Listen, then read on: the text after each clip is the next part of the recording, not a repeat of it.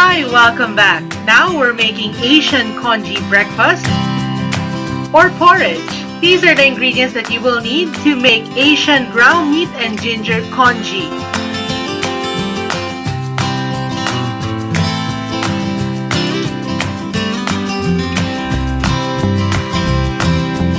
To make porridge or congee, the first thing you need to do is to put oil and your aromatics in the pan and cold start them together. Doing the cold start allows the oil to become infused with the aromas present in your aromatics. Saute these together. Wait until they are brown and fragrant before you add in your meat. Next, you can mix any of your ground meat, beef, pork, or chicken, or a combination of that into your pan. Here I am using a mixture of ground pork and ground beef for my congee.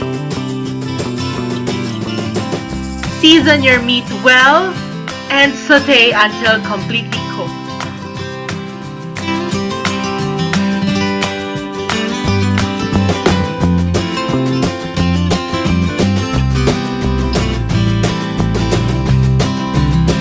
Once you see that the meat is already cooked, you can now add your soy sauce.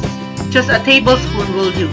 If you don't have soy sauce, fish sauce or patis is also a good substitute. Next is to prepare your raw rice. The raw rice has to be washed at least 3 times. This is to ensure that the rice is white and clean.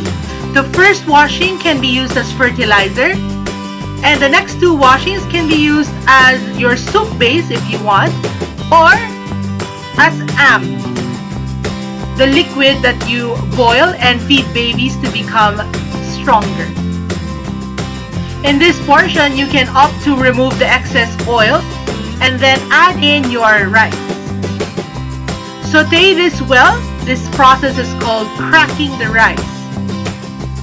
In this process, once the rice comes in contact with the heat, it releases the starch and in order to make your porridge sticky.